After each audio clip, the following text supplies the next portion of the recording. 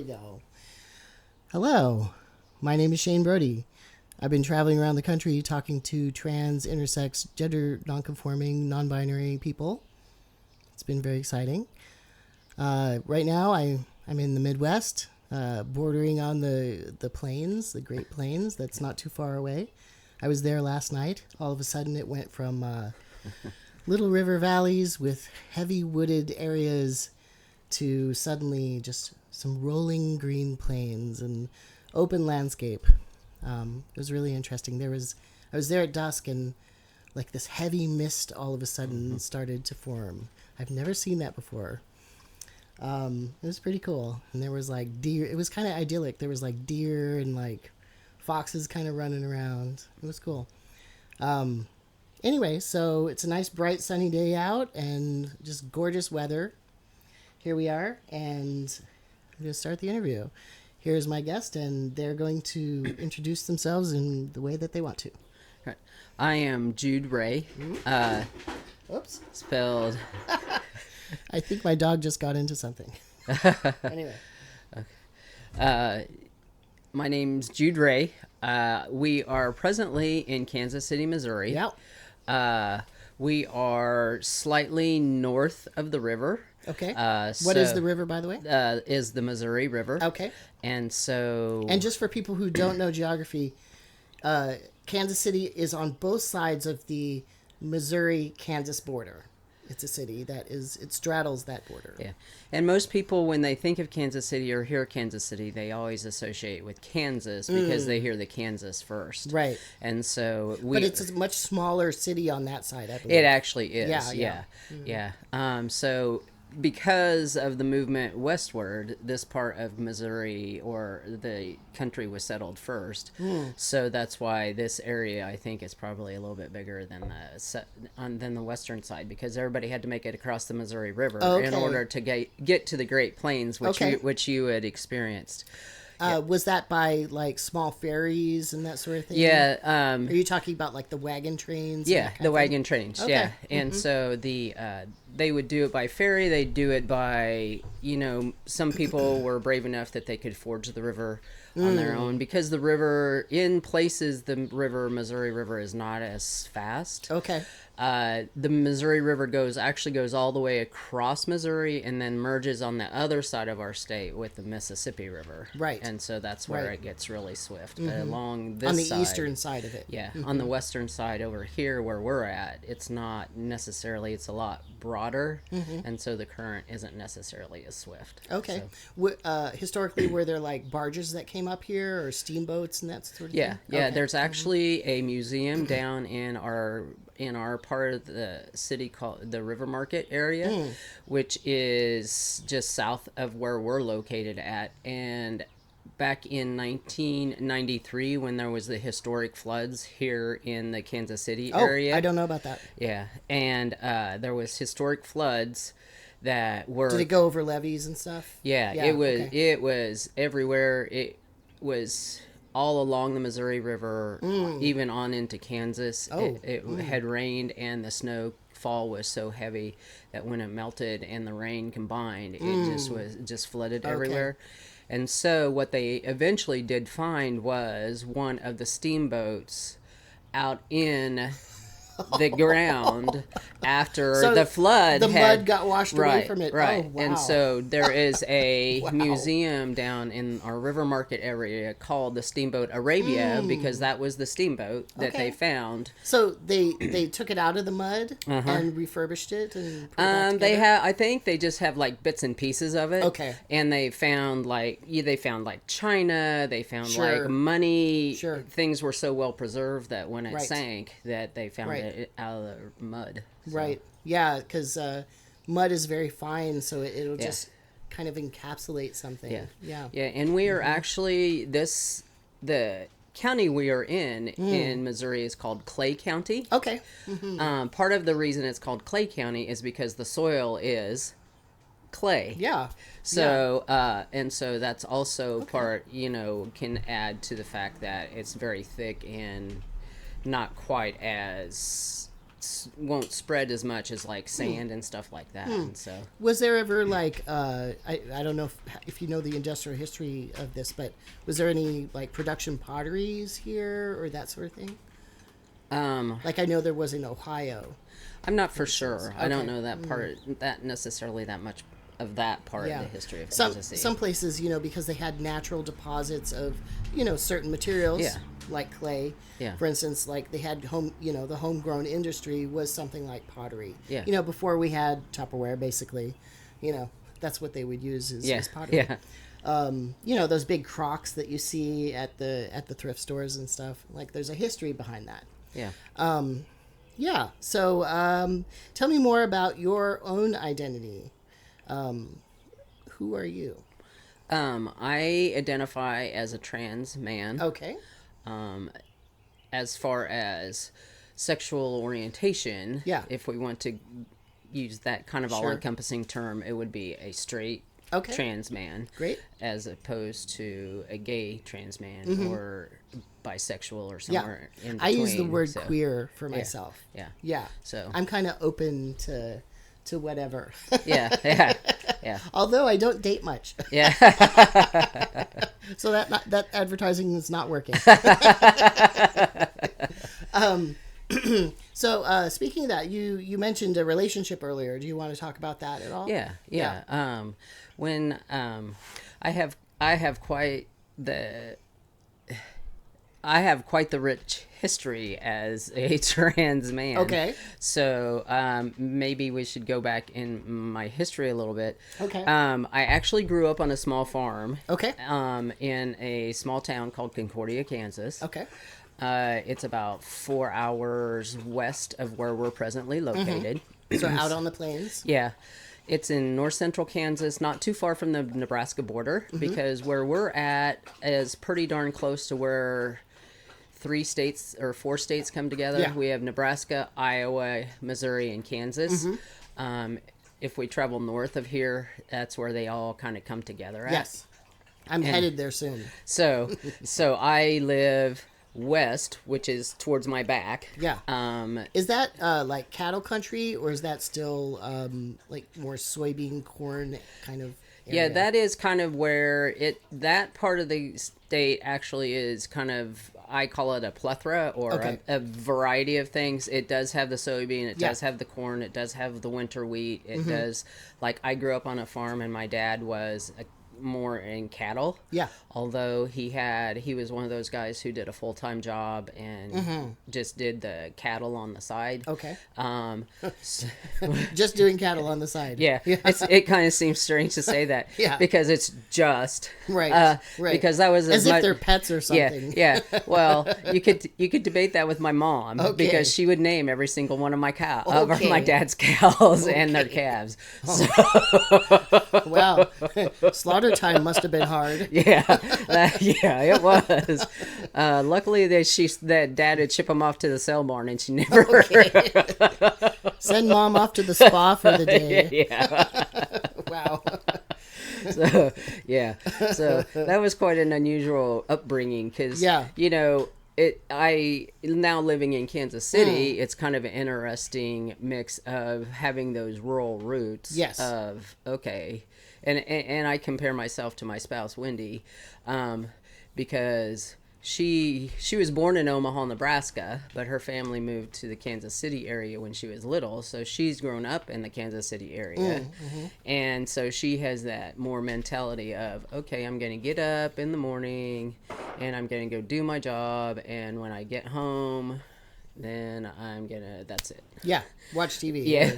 Drink a beer. But, this guy who grew up on a farm, you get up, you go do your job, you come home, and you go do your job. Right. It's never-ending work. Yeah. Right. Yeah. All year round, too. Yeah. And so, it is quite the interesting combination of coming from that setting to moving to the Kansas City area. Right, and although there isn't a huge downtown core, like if you consider if you are thinking about big cities like on the coast or something, this is still quite a large city, right? And it's surrounded by basically farm and plain for a really long time. Yeah.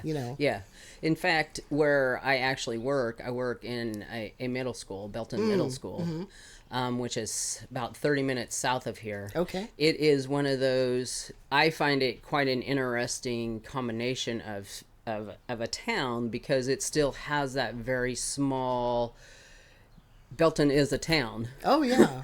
Even though it is a suburb Sure. of Kansas City. Okay. And so it's much... So it's not like housing projects. No, it it's was not. its own town. Yeah, it was its own town before. Because I see that as well. Yeah. There's yeah. a lot of places where it looks like they just bought like a farm and just plunked down a bunch of little houses everywhere. Yeah. And so Kansas City just kind of kept growing southward. And so it kind of merged. And so there's really no beginning and ending anymore until you get really far south in town. And so Belton still has that very small town identity. They have that main street. They still have their, we have our festivals. The kids don't necessarily come into Kansas City and do a whole lot of stuff, even though they're 20 minutes away from Kansas City. Sure. And so it's kind of an interesting experience working there and living in Kansas City, because the mentality is still kind of different. Okay. Which is Is it a farming community, or is that the history, or? I think the history of Belton is more, it's been built around, like, there's a military community down there, and so that's the identity of the community, and so that's how it originated. And so that's still very much, I think, part of the core of the community. Fairbanks is like that as well. It's like a small town surrounded by really large military bases. Yeah. Oftentimes you'll go to like whatever restaurant and people are in their full fatigues and yeah. So. All right. So when did you move to the big city? That's part of my convoluted history. Okay. So growing up on the farm, at one point I decided to actually study religion. Okay. And I went to a small Christian school called Kansas Wesleyan University in Salina, Kansas. Graduated from there with a religion degree. Actually started coming to Kansas City. Did you know that I went to Harvard Divinity School? No, I didn't know that. I can't. Wow. So our paths are like kind of intermixed. Yeah. Yes, because I end up here in Kansas City. Kansas City has St. Paul's School of Theology. Okay, great. And so I came to Kansas City and am actually an ordained United Methodist pastor. Oh, okay, great. So, and served as a United Methodist pastor for 20 some years. Oh, wow. So you have a career in it. Yeah, a very I don't know anything about Methodists. I do know that that there's been a really harsh schism there around LGBT issues and that sort of thing. Where are you with that in terms of where you're involved? Yeah. He's trying to put some guilt on us. Yeah, I can tell. Because he's got his head. Yes. So I had to tie up my dog because with all the smells, he's very interested in, there's too many wires. So please go on. Yeah. So I actually, we were talking about the schism that's kind of happening within the United Methodist Church.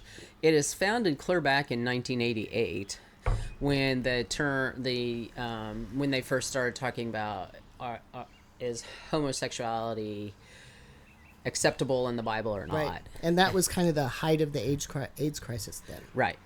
And so it's been brewing for quite some time. There's been a movement within the church that there's a more progressive part of the church that is wanting to stay together and reconcile, because the United Methodist Church in our denomination is pluralistic.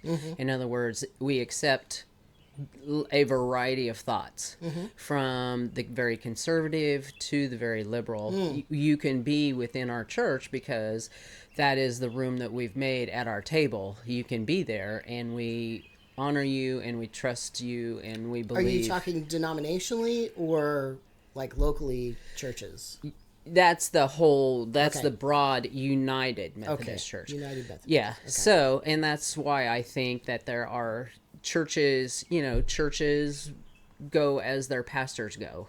And if you have a more conservative thinking pastor, that's going to draw the people who are more conservative, but they can still be under the umbrella of the United Methodist Church. Okay. So it's somewhat congregational. Yeah. A little bit. Yeah. Okay. Yeah. Yeah. And so, it has kind of started happening, and when it ended up happening was back in 2001, actually.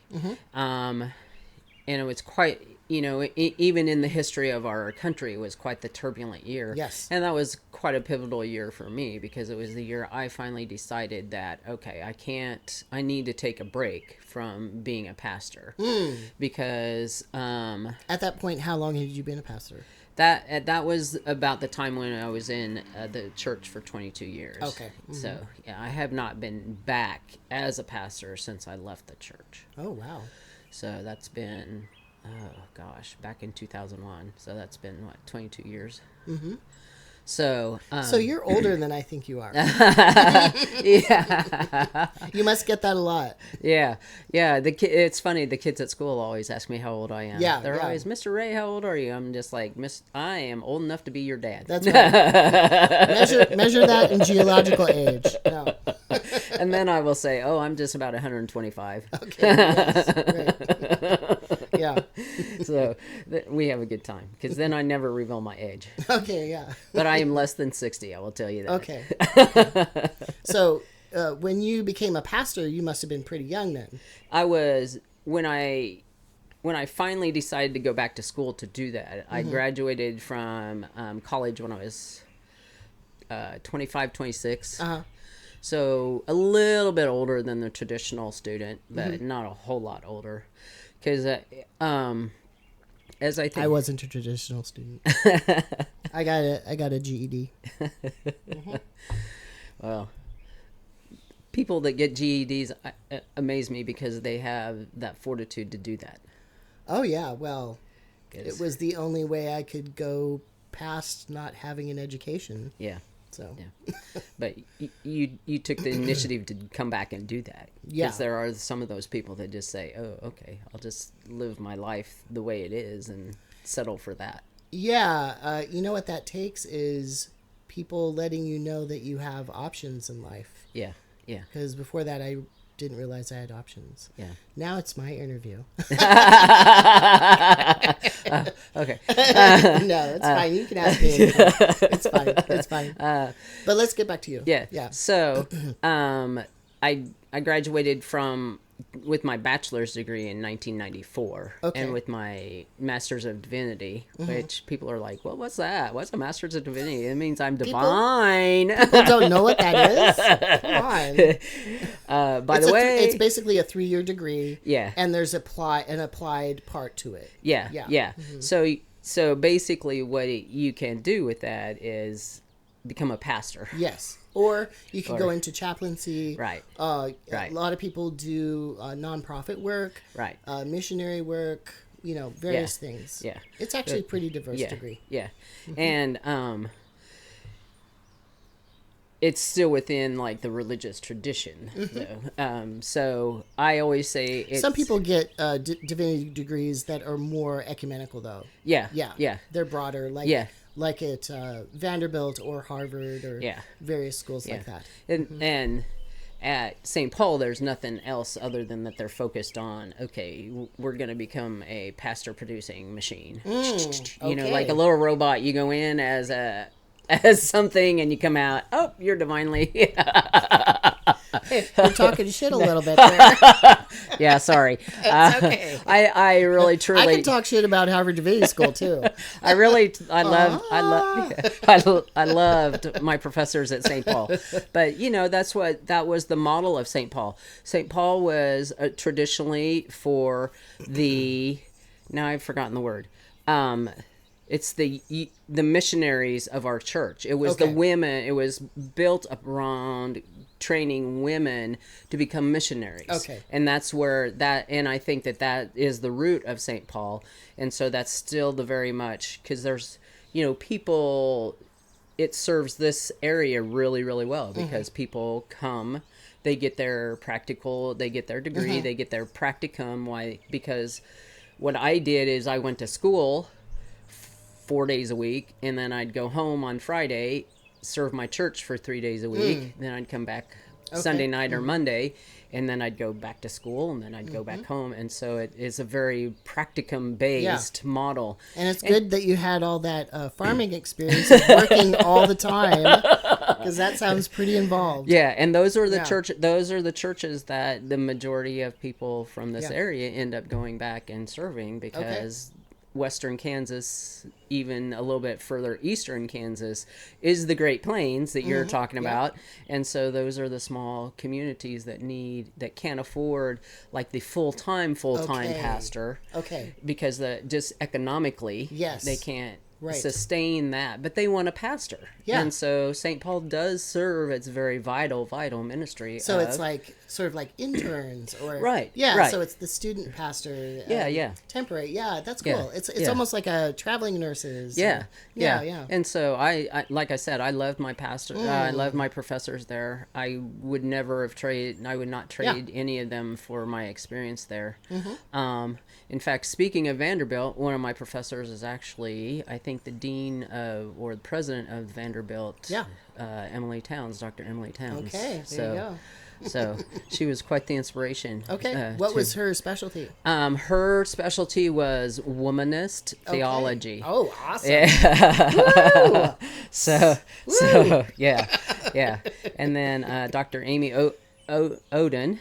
I actually named my two cats. My first two cats were named Amy and Emily after my first two seminary professors that I loved. So there you go. Yeah, well, I mean, it's that kind of education, like I was saying, there's that extra component of care. It's not like you're learning how to care for other people, but you're being guided in ways that are helpful to people. And so it's kind of this extra layer. So I can see how you would become very close to people that you connected with. Yeah. And so to me, that very... When I was within the local church, because people are always like, well, how did you end up going into teaching? Well, when I decided, or kind of maybe even figured out that ministry wasn't going to be the place where I could live and thrive as a human being. Yeah. But why? Well, if you want to say, no, because at that point I had even way back, and this is part of the struggle that I have in helping people understand about the history of trans people. People think that somebody wakes up today and thinks, oh, I'm trans.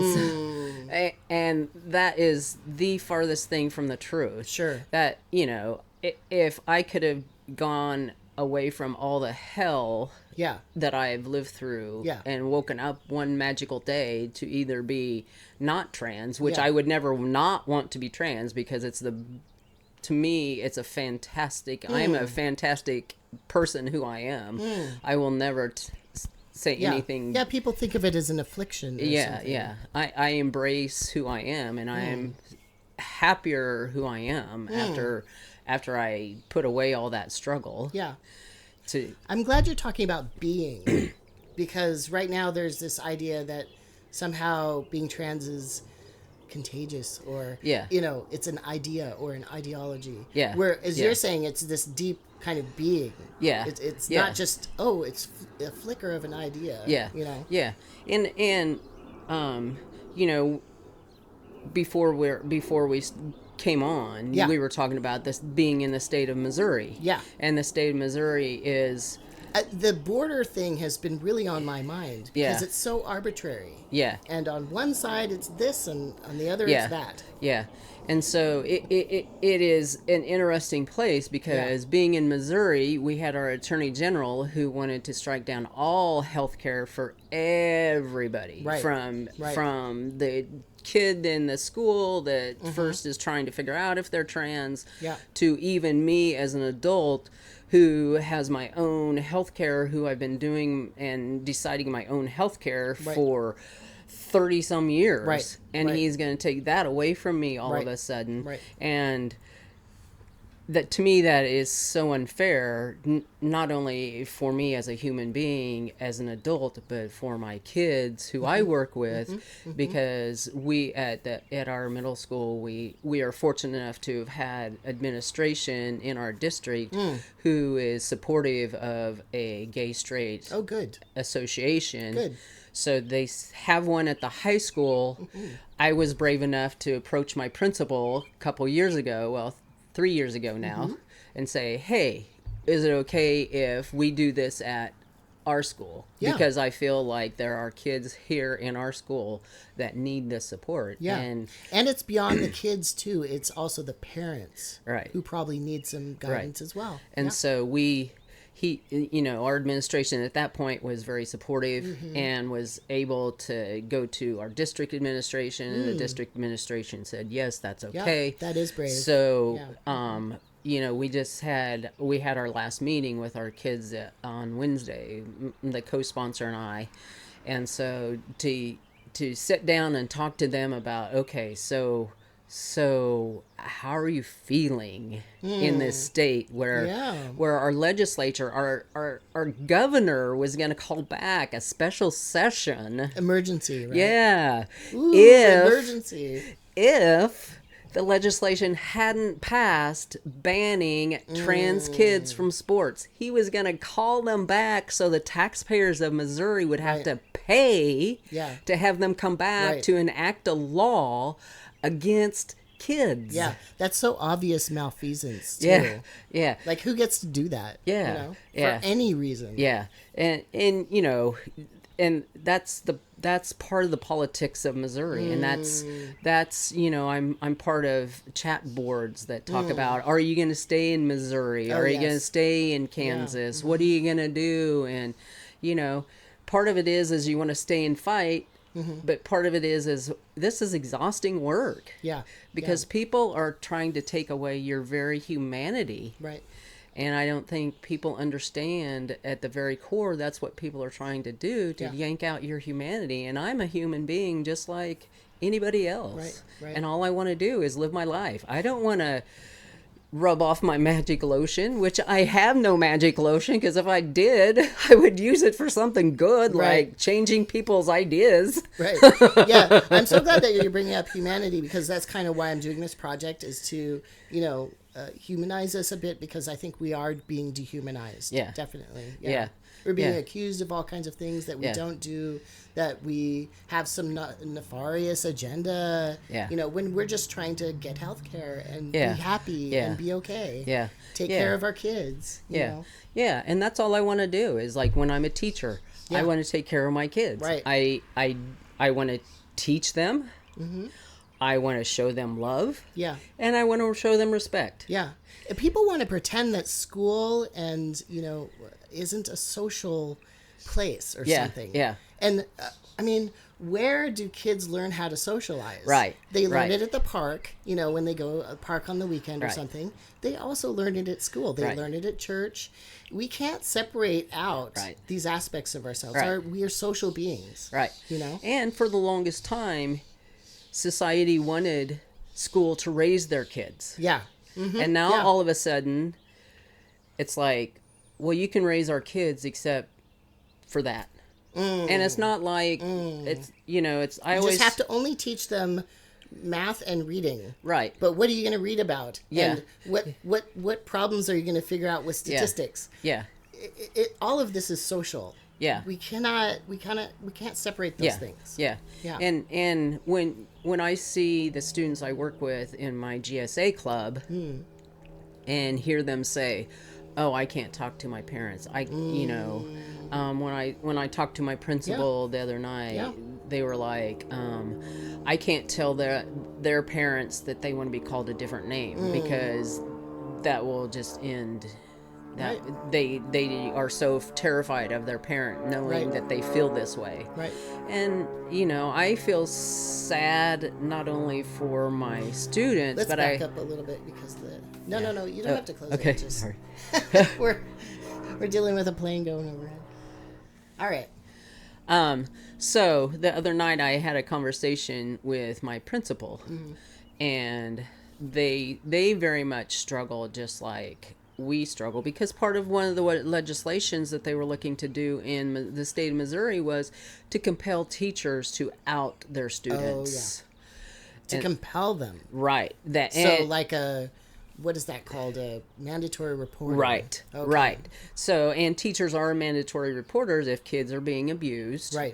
If we know kids are going to harm other kids, and so we are mandatory reporters, and so it would become like we're mandatory reporters of our community, of our gay, lesbian, bisexual, right, trans community to their parents, right. And as if that's a bad thing. Yeah. And I'm like, I always kept saying, what decade are we in? I'm gonna lose my job, because I will never ever out a student. You can fire me before I will ever do anything like that, because it could mean a life and death for that student. And that's what it takes. It takes these moments of resistance to stop that, right? Yeah. It does. Yeah. It does. And the promo here in Missouri has been pretty active in trying, and the ACL. What's promo?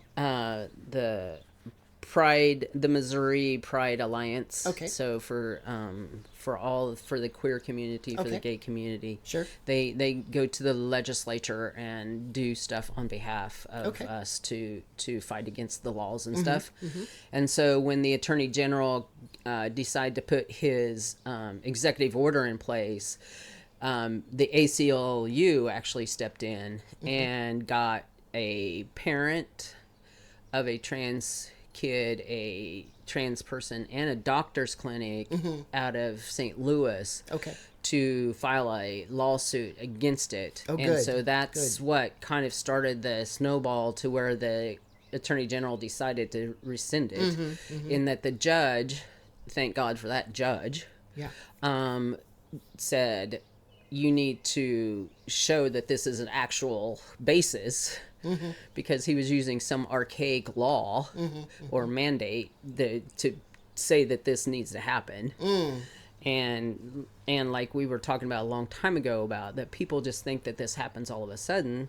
And he was going to say, okay, you have to do this, this, and this. Well, that's what we already do anyway. What are you talking about specifically? He was saying if you weren't on hormone blockers after 3 years, he said, if you haven't been on hormone blockers for 3 years, then you're gonna have to stop taking them. Okay. If you haven't, people usually aren't on hormone blockers for that long, though. Yeah. I mean, but he was talking like kids. If they were on it, then they would have to stop. Okay. If you're on estrogen or testosterone, whichever is your other hormone that you need, you would have to stop taking that unless you've been on it for over 3 years. Okay.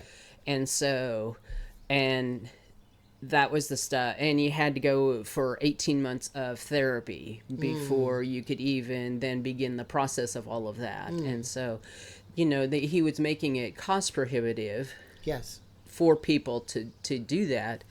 But part of that is already built into who we are, and at least through the University of Kansas Medical Center, which is where I go for my medical care, we have to follow the WPATH program, which says you have to do those things kind of already anyway to get to the point where you can start taking your hormones, and so you can start looking at surgeries, and you have to do all that stuff before. It's a process. Yeah. It's not just like, here I am, I'm opening the door, and suddenly I'm a man or a woman. Yeah. It's a process. Yeah. And so that goes way back to my, my thinking of, because we were talking about what made me decide to come out of the church and all that other stuff. And so it in the early 2000s. Yeah, and it all ties back into that.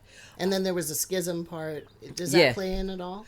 No, okay. That partially plays into it, but partially what plays into it is, ever since I was a little kid, I always had felt different. Yeah. I had always felt like I was in the wrong body. How did you identify before, by the way? Before I started my transition, I identified as a lesbian. Okay. Because, growing up, those were the words I knew. Yeah. I knew gay, I knew lesbian, Right. I knew bisexual. Right.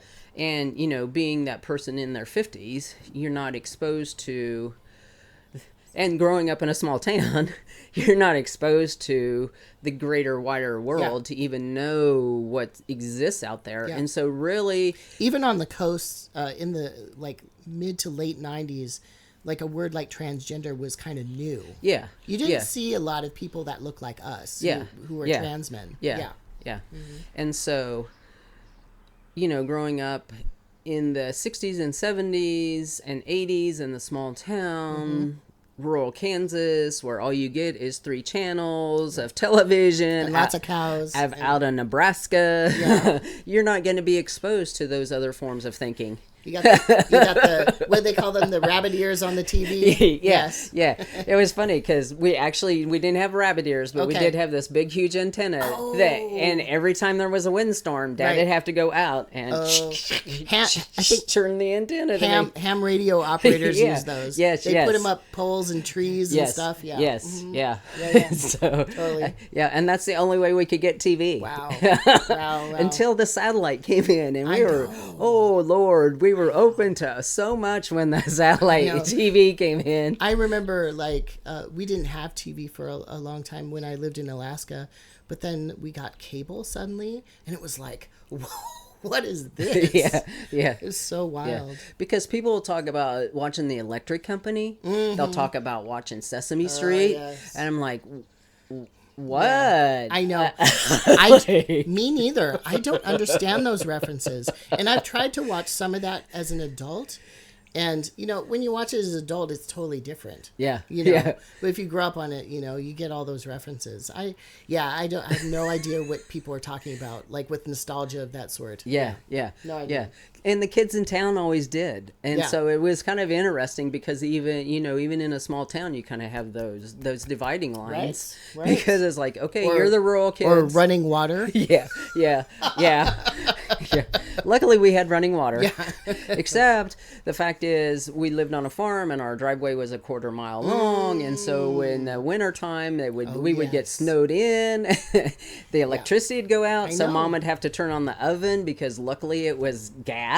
Yeah. So we could keep our house warm. This is also my experience. I will tell you, this is my experience. As a kid and also an adult, I was just living in Fairbanks in a dry cabin we were talking earlier. And so that means I didn't have any running water. I didn't even have a sink. I had an outhouse. And I also had a long driveway. Yeah. So we got a couple snow dumps, not this past winter, but the winter before that. And I was snowed in for a total of 2 months that winter. You know, and I was like using the propane on my stove to warm up the cabin a little bit, just so that I'd be okay. Yeah. You know, so my dog would be okay. Yeah. You know. Yeah. And there were shortages of fuel too. Oh yeah. Because it was still during COVID. Oh yeah. You know. Oh yeah. Yeah. Lots of fuel shortages. Yeah. We had the big propane tank outside of our house to make sure that we still had gas. Yeah. And that's interesting because no matter where I go now, I have to cook with gas. Yeah. Sure. Because, you know, gas, you turn it on, you turn it off. You Right. turn it on, you turn it off, and it's immediately gone. Right. Electric, you leave something on there. I had the hardest time adjusting to cooking on an electric stove because you leave it on there and, you know, walk away. You think in a gas stove it goes off, you're fine. Yeah, you come back. Or you have your cast iron pot. Yeah. You turn it off and it still has some heat. Yeah. And you're good. Yeah. But if you have the electricity, I don't know. I don't know either. Yeah. It's a weird kind of cooking. Yeah. The electricity will keep the burner stays hot. Yeah. And it keeps cooking right. as you walk away. I don't know how many times I burnt stuff because I didn't know how to cook on electric. Oh, yeah. And now there's like induction. Yeah. And sometimes glass tops. I know that I would break something like that immediately. Yeah. So that it is kind of, and now they want to ban, you know, in certain places they want to ban gas. In Fairbanks, they're getting rid of all of the wood stoves. Oh gosh. Yeah, and some people are getting like pellet stoves and that sort of thing, which are more efficient. But you know, if you run out of petrol fuel, if you run out of electricity, the lines go down, and you have an ice storm or something like that. It gets -40. Wow. -50 sometimes. you're going to have some problems. Yeah. You know, I can understand why people want to hold on to, you know, the wood stoves. Even maybe the borough could say, hey, don't use them as much because there's an air quality problem. Yeah. But it's kind of scary to not have backups. And they'll do that in Kansas City during the summertime with like lawnmowers and stuff. Okay. They'll tell you not to because of the ozone. Right. Yeah. Right. Yeah. Those are very inefficient. Yeah. So I can definitely see, like you were talking, you know, okay, let's not use, can you not use it from this hour to this hour? Yeah. And so, now I can't remember where our complete train of thought is going. No. So it's fine. I played sports. Sure. And this even ties into what we were talking about, the governor did in Missouri about banning kids from sports. I played baseball with my boy friends for a little bitty community called Norway, and we would play other little towns, but you know, we were a mixed gendered baseball team. Sure. And that was back in the 80s. And nobody growing up as a rural kid playing on a baseball team never even thought that there was anything wrong with me being out there playing third base along with my brother or along with my other friends living up on a farm. It was people thought it was really cool when a girl could do that. You know? And so that was amazing. And that was fun. But, you know, in school at that time, I, of course, had to play with the girls' basketball team, volleyball team. And so just growing up in a small town, you know, girls were expected. We always had, even nowadays, they have the junior, senior prom. They have dances. They have everything. And all my friends were like, hey, look, I'm going to go get a dress. Is that really something that people look forward to? Oh, yeah. You know, like when they're freshmen, they're like, oh, I really want to go to senior prom. Right. Eventually. Yeah, really? yeah. And I don't have that experience. I have no idea. Yeah, and if you were a sophomore, by chance you were a sophomore and were dating a junior. Oh, and you could go. Oh, yeah, okay. and it was like, you're special. Right, you get to go to the dance. All grown up. Yeah, it is. It really is. It's like one of those rites of passages. Sure. I think that we have in particularly in small towns, but I think everywhere it's kind of like a rite of passage of, okay, this is your step and it's exclusively for junior seniors.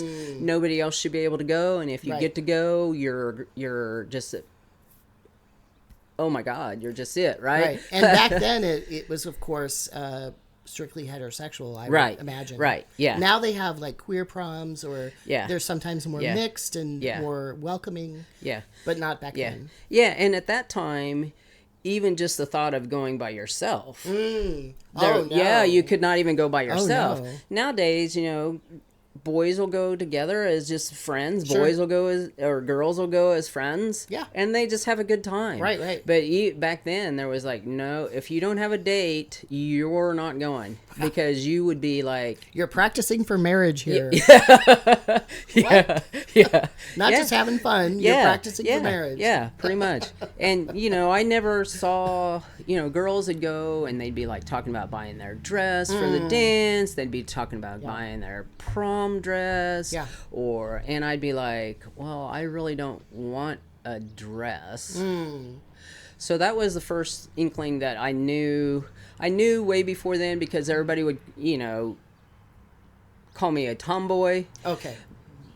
But you were also on a farm. Yeah. But there was, yeah. That sometimes gets a little bit mixed up, I think. Yeah. Because there's a lot of girls who work on farms. Right. Who do things that people in the city might think are masculine jobs. Right. So how do you navigate that? Yeah. And part of it was also even the things that, like, and I don't like using stereotypes, but that's what we sometimes have to delve into.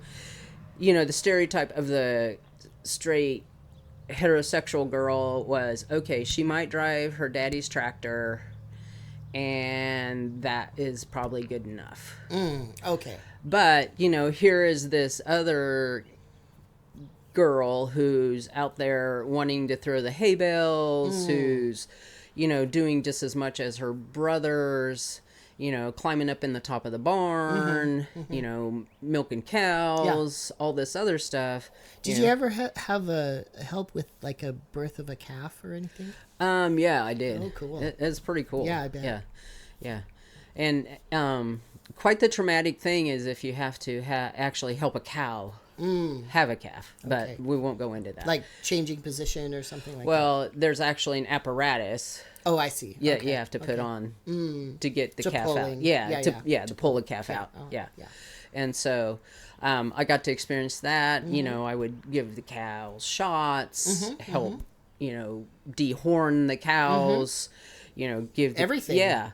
And, that isn't necessarily the typical or stereotypical girl's job or work on a farm. So even on a farm, there's like a division of labor. Yeah. And part of that is, the blurring of the way my mom and dad would do things, because my mom was just as much a co-equal as my dad when it came to any and all that stuff anyway. Awesome. And so I grew up with that model. Are they boomers, by the way? That generation? Yeah, they were both born in the 30s. Okay. So they're a little bit older, actually. Yeah. So, but that was just part of the way their farming operation had to work. Okay.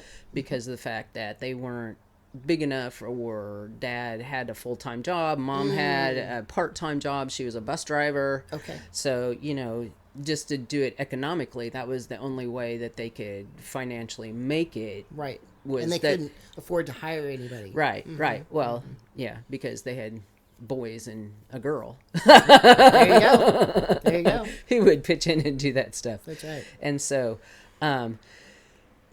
so when I got into high school and started feeling like, okay, I don't really want to date, but that's what I'm supposed to do. I'm supposed to date with a boy, but it doesn't feel normal to go with a boy, but that's what everybody wants me to do. And so, fitting into that and moving into that, that's the only reality I had. Did you ever have like kind of feminine or gay boyfriends or companions? If I did, we were so far closeted that we didn't know. That we didn't know each other existed. That's what I mean. Yeah, because I find I hear that story a lot. Like, sort of masculine AFAB people would kind of partner up with feminine AMAB people. Yeah. So yeah. Mm-hmm. And it's been interesting because now, after being out of high school for so long, now some of my friends who have come out of the closet, I'm like, well, of course. Yeah. No wonder I was friends with you, and no Ding. wonder I got along with you so well. But you had an unconscious radar about each other. Yeah.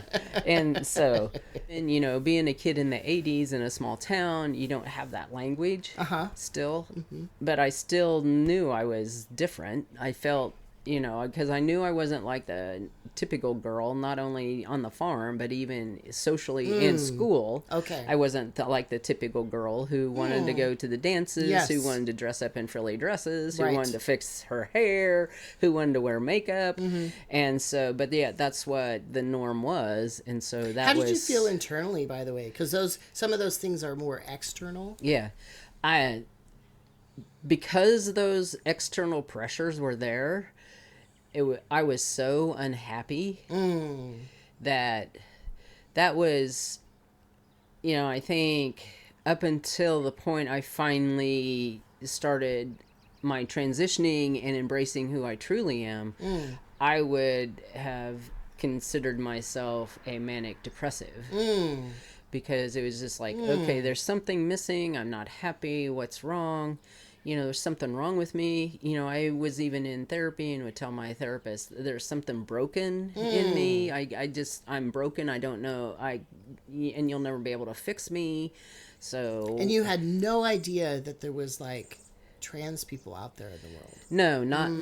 No, definitely not back then. And even as going up into seminary, there was still, and that was even, in the early 90s. And so even if it was just coming on the coast, it took another 5-10 years to get to the Midwest. At least. At least. So it's like, hello. Yeah. And so, not being exposed to that language and being that depressive self, but I kept, wearing that facade, but never really feeling happy inside. Right. For so long. It sounds like too you were trying to meet people's expectations. Yeah. Because you want to be a part of things. Yeah. And so finally, when I got into college, which was about, I think, 4 or 5 years after I moved away from my hometown, 3 or 4 years after I'd graduated from high school. Did you come here then? Or? That's when I went to Salina, Kansas Wesleyan. Okay. And so even in Salina, Kansas Wesleyan, we had kids coming from, kind of all over the United States. Right.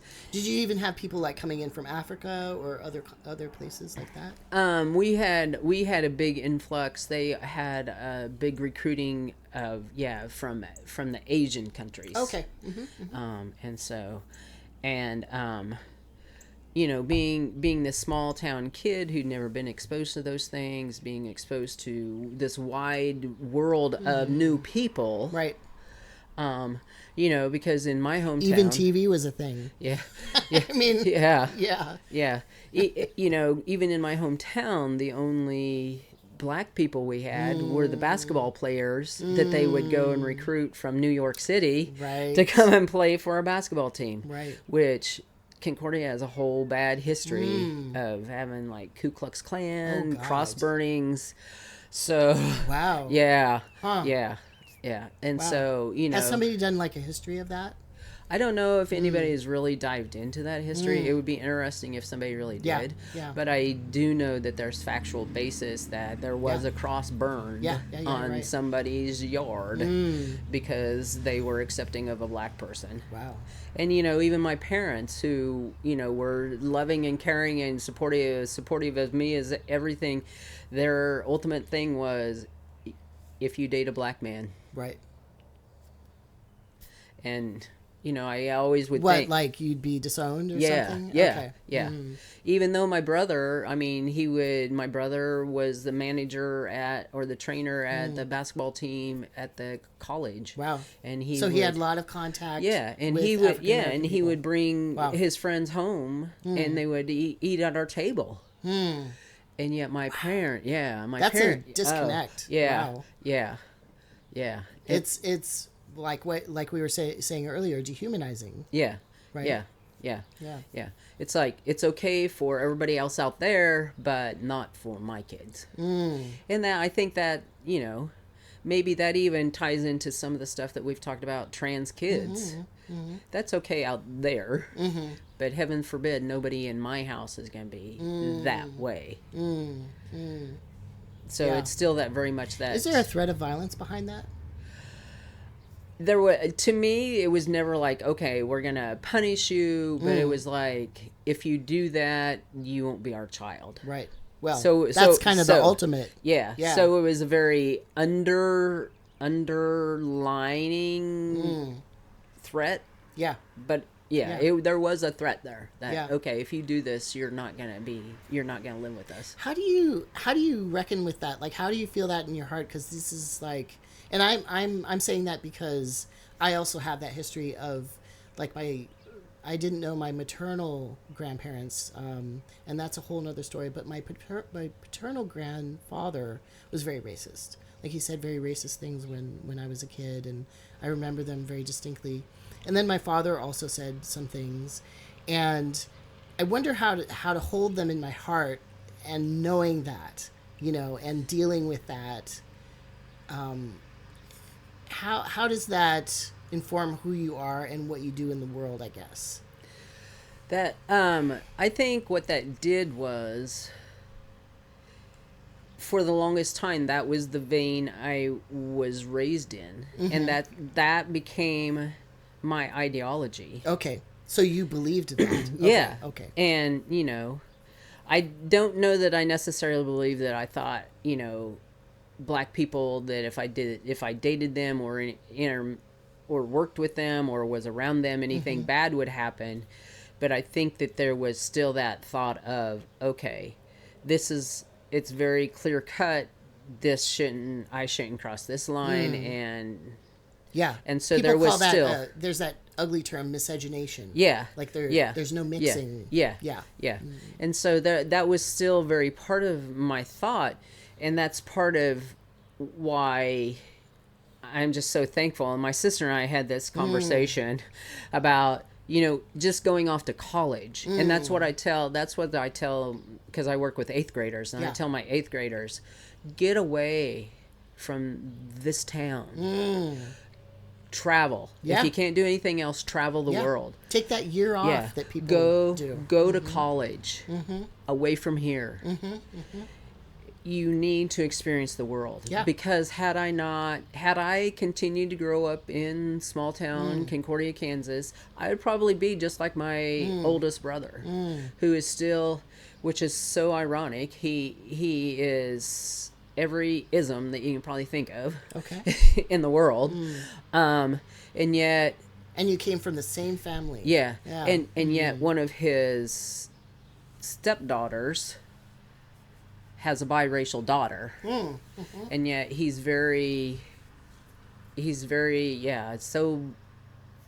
said some awful things about our vice president, which I can't say.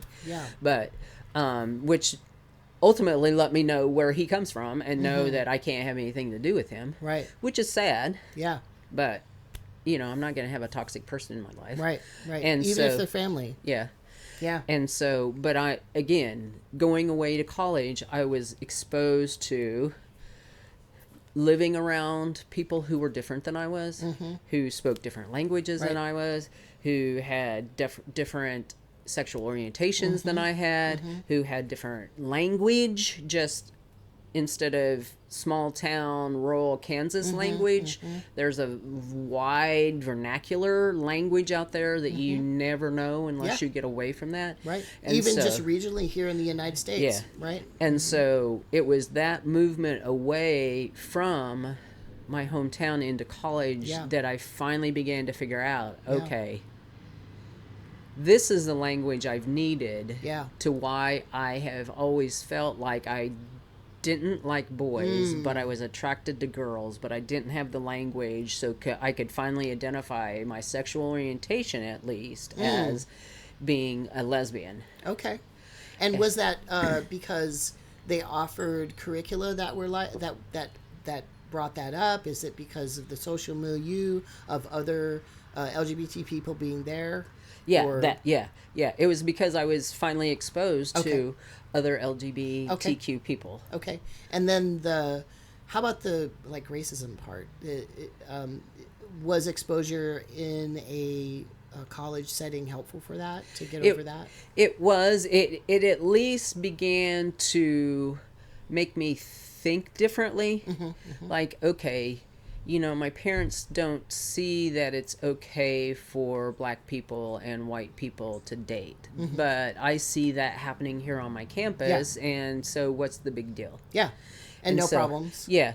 And so that also began to move me away from that. And so, having not only that history, but having the faith history of, okay, this is right, this is wrong, and growing up in a church that would probably be considered more on the conservative side. With the, you have to be washed in the blood of Jesus to be saved. Type of thought, as opposed very narrow. Not oceanic. Yeah. And so, and it was kind of interesting before I threw them all away, as I looked through all my sermons to see... Oh, you threw them away? Yes, I did. Was that like a moment for you? Yeah, I think it was this is so not me anymore.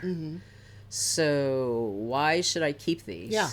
And so, but it was like, it was so interesting to watch my theological, it feels like that actual birth, that cocoon pupa coming up out of that cocoon, of the blossoming butterfly, of, oh, this is really who I am theologically.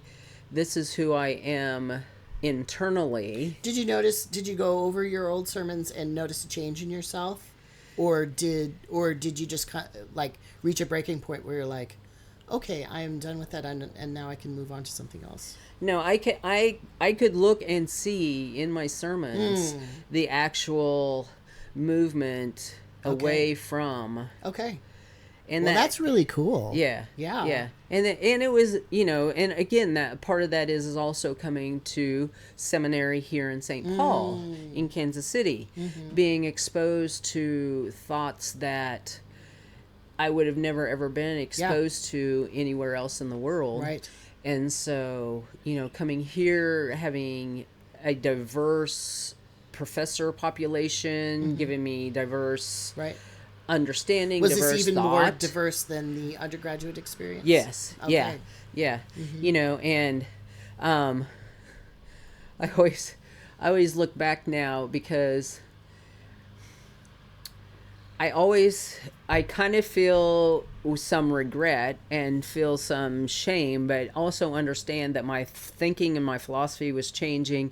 I had, for Black History Month, I thought, okay, I'll have one of my African American friends here in St. Paul that I know in St. Paul come and preach. Okay. At my small rural town churches.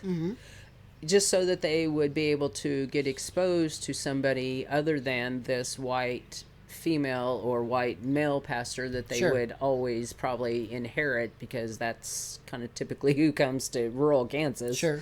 And so, that was that, I feel like, to me, part of that felt like tokenism.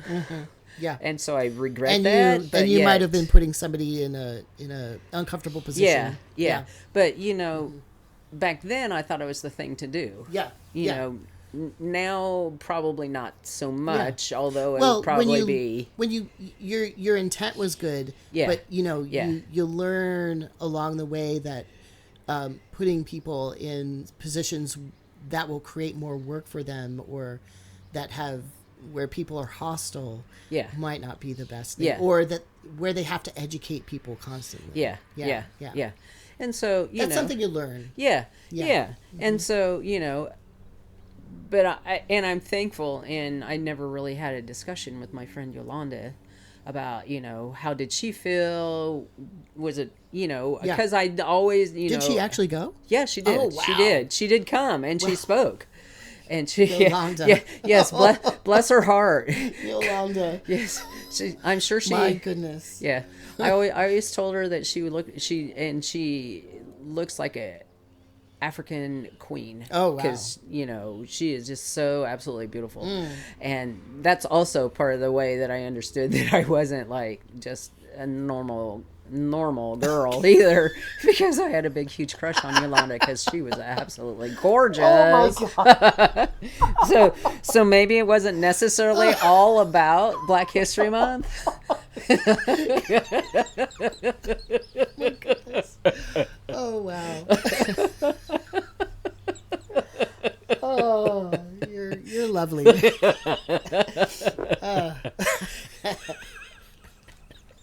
All right. I love all this. I love all the confessions here.